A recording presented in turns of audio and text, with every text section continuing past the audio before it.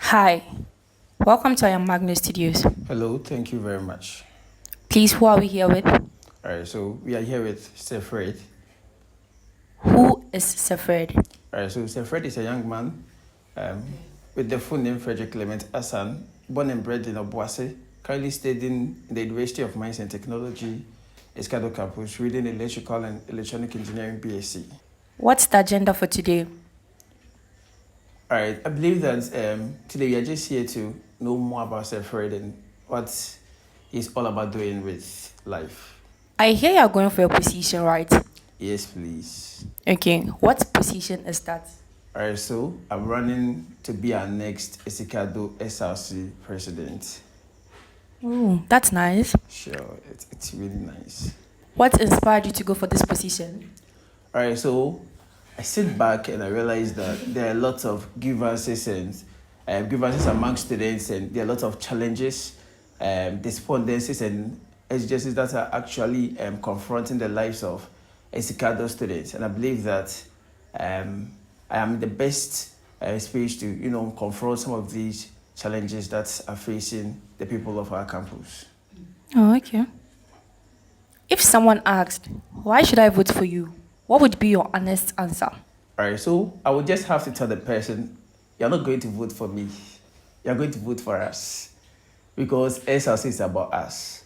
It's about all of us coming together to face the challenges such as transportation deficit, condition of our lecture rooms, and what have you, which we'll be discussing in the coming days.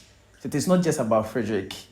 It is about every member of our university. So it's about voting for us and not voting for Frederick. Thank you. What's one problem on campus you genuinely want to solve, and how do you plan to do it? All right, so one major problem on our campus is transportation. It's a very serious problem on campus that every student can testify of. And I believe that they do say the problem has been solved, but I believe the problem has not been solved entirely. And back in the years, during the Houston Athlete administration, they made sure that they went on contract with Dialolo Transport to get us Dialolo bus to transport students at a fee. It's unfortunate that, to me, paying a fee for the Dialolo Transport, it's more or less like running a discriminatory movement, because we are not considering that students who do not have the money to pay for the Dialolo Transport. It's more or less like this very Dialolo Transport is for a category student and not for all other students. And having the understanding that students pay an amount as transportation as part of their school fees, and I do believe that the SRC can have an SRC owned shuttle. So this is how you're going to solve the problem. You're going to procure an SRC owned shuttle, and you're going to now get back to the school authorities to know where our fees, which is transportation, goes to. We see how best we can get that amount to run the SRC shuttle, so that when it comes to campus, students will just have to show their student ID cards and board on the or board on our SRC shuttle for free without paying a penny, because I do believe that we have already covered that cost as part of our school fees, and paying for the shuttle again as a transport fee is more or less like robbing Peter to pay Paul. Yeah, thank you. So you are assuring us that in case you come to power, transportation will be free? That's the major thing on hearts.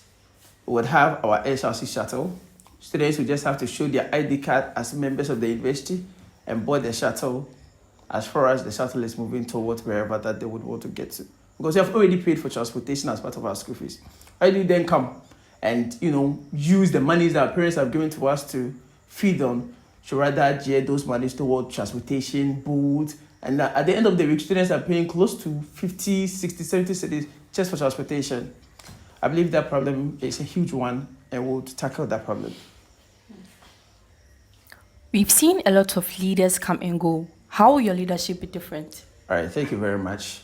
Yes, leaders come, go. Situation people say are still the same. It wouldn't be my leadership, like I said earlier. It is going to be our leadership. and we are going to leave what I call a legacy. I've always said, and I would say, that a fulfilled leader should be one who would leave a legacy even when he is gone, yet people remember him for whatever that he did during his tenure. So we are going to leave a legacy. We will go, yes, but people will surely remember us for whatever single thing that we do during our tenure. Leadership should impact the life of the people and should not just be one that people come in and leave. What's one thing people don't know about you that makes you fit for this role? One thing that people don't know about me, I think several people know different aspects of our lives. Why do I say that? I've come in contact with some students who, to me, I think they do not know me by reason of introducing myself as a friend. They then make it look as if we've met days ago or what have you. I do not really know one thing they don't know about me, but then maybe they don't know I am an entrepreneur, sure. So coming into this scene, I'm really going to focus on entrepreneurs as well. Yes, I think maybe that's one thing that they don't know about me, but then sure, they might know a lot of things about me I have no idea about. Your entrepreneurial skills, I see. Have you ever held a leadership role before? What did they teach you? Please, is somebody day? What did the leadership role teach you? All right, sure. Oh, I've had the opportunity to be in several leadership roles, standing back from primary through JHS, SHS, after SHS, and even now, right? So I don't know if I should go through my leadership journey briefly, where I would just take the prominent ones and leave the side ones. So back in primary, I had the opportunity to serve my house as the house prefect. I went to a new junior high school and had the opportunity to serve as the deputy boys prefect. Before then, I served as the acting library prefect. You know, this is very strange, right? With that very busy school, you wouldn't have the opportunity to serve as a boys prefect when you didn't start from kindergarten or from preschool. But then I was the game changer, I always tell myself. I went to that school in GHS1. I had the opportunity to serve as an acting library prefect in GHS2 and ultimately the deputy boys prefect before I exited that school. And by God's grace, I was the most influential student. I judged with that during our graduation ceremony. After GHS, I moved on to SHS. I served as the course rep. After all, when it comes to the Christian background, I served as Spencer Evangelism Secretary. I served as SU Organizing Secretary. Then ahead, I served as the acting SRC Deputy General Secretary. And lastly, I served as a Deputy Boys Prefect. Yeah, I ran for one position back in SHS. That was Asante Regional Student Representative Council and President. Yeah, but because of one or two issues, I had to drop out of that journey. After SHS, I had the opportunity to serve the youth in my constituency, that of Boise East constituency, as the youth member of parliament. From there, actually that made me stay home for a year before coming to the university. From there, I came to the university and I had a vision to, institute a foundation which is currently running. So I'm currently the founder and president of He Said Foundation, God's Love Foundation. We extending the love of God to other people out there. And yeah, in the university, I've also had a lot of political positions. I'm not going to make mention of them, so people know I belong to a particular political party. Currently, I'm the Apostolic Students and Associate President, and yes, the KNUST Students Association President as well. Thank you. That's a lot of positions. Yeah, that's a lot. I remember one time my entertainment prefect. So you not answer that question. I was like, what did you teach you? I wanted him to finish ask what did he teach you? All right, sure. Thank you very much. So, it has taught me a lot of things. It has taught me that in dealing with human beings, there has to be a focus. The focus is to ensure that your leadership reflects the fulfillment of the people. Again, the focus should be that the challenges that come in as far as the leadership journey is concerned must be solved. And there's nothing that can be solved. I believe that in leadership, we have something we call look outside of the box and look inside the box. Inside of the box, making note of the available resources. And looking outside of the box, making note of resources that are out there that can be turned on to, make progress and changes. So leadership, we don't just look inside the box, you look outside the box, and the end of it all is that the people you are serving should have the impact. And again, in leadership, you should know and understand that not everyone will be happy with the various things that you do, the various steps that you do. But at the end of the day, look at the years ahead. Look at how people would now come to understand you after they sit down back some years to come and understand what you were doing then. So basically that's it. What values or principles will guide you if you are given the mandate? All right. This is a very great question. Giving me the mandate, principles guiding me.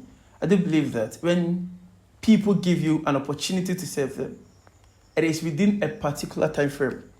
However, after that time frame, the people will now begin to look at you with a different scope of eyes.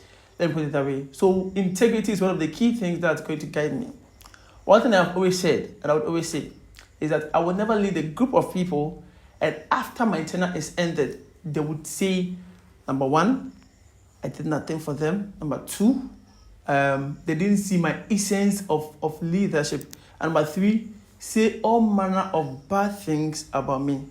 We're going to make sure that being led by integrity, like I said earlier, I believe a leadership, one of legacy, and they remember of the good things that we actually did for them during our tenure.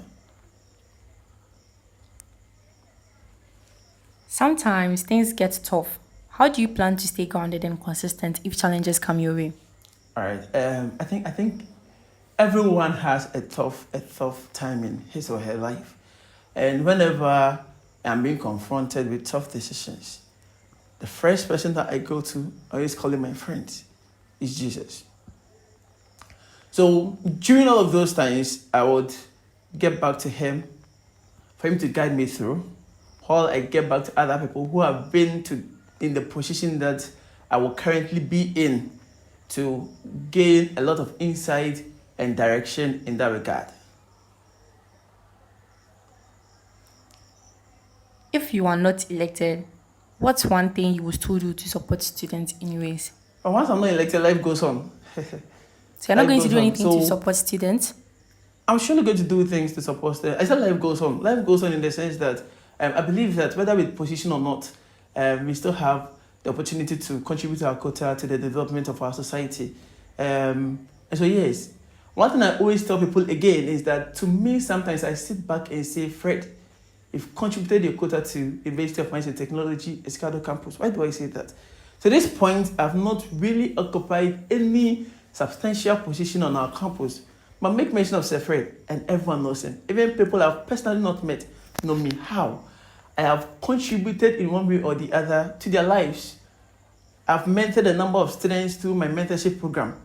I've guided a number of students through their academic journey, and they've chalked a good number of successes. So even without the position, I believe that I've still contributed my quota to our community, and that's the joy. So even if I'm not elected, life goes on. But I pray so that people see the light this time around, so that together we build a good university campus. I've always said, if we can't boast of infrastructure, we should boast that in or on our campus, the systems are working and the systems are making us distinct as compared to the other universities. So I'm hoping that they do vote me into this very office. Interesting. What message do you want to leave for your fellow students? All right, fellow students of University of Science and Technology, Escado campus. We stand at the crossroads once again. This is not yet just another political season. This is the time that we choose people who have our grievances, our challenges, and have the capacity to confront every despondency and exigency that confront us as students. Transportation and no is an issue. Conditioning in our lecture rooms and no is also another great issue. Shades and where to sit when we have no lectures on campus is another great issue. How to locate hostels and homestels, and even how to lay your hands on certain items as far as food is concerned is an issue to some people. How to pay your school fees alone. People think about them and it's a headache. Here's the time for us to vote, I say, for the Kwame Nkrumah of our university. This is not about time we joke around in this election. It is always said that your vote is your power. Let us invest our vote in one that we'll be proud of, because at the end of the day, we all are going to leave the legacy together. Thank you very much, my people, because I know you are not going to make a mistake this time around. Thank you. Thank you very much, Sir Fred. All right, thank you very much. Wait, he said you hope they don't make any mistake this around. Yes, yes. You see, in previous times, you just choose people, they come, they live, and there's nothing like a legacy to, the legacy they leave behind. That's actually one thing. If I have always said that on our campus, it's more or less like we do not consider policies. We consider relationships and we consider personal associations with people. I believe this time we consider what the people who are running for each and every position on campus has for us. Consider the state of the heart, consider their available policies, and vote for people who are ready to lead a real cause of change, and not because we have a particular relationship tied with them. We voted for leaders, and when you ask students, can you tell us one thing that this particular person has done for university? And now students will just have to get their hands together and put their hands in between their thighs, because there's nothing to say on their behalf. So you're not making a mistake this time around. You're voting for great vision. You're voting for an elevation as far as our campus is concerned. Thank you very much, Sir Fred. All right, you're welcome. I'm glad to be here this time around. We wish you all the best in your political journey. All right, thank you very much.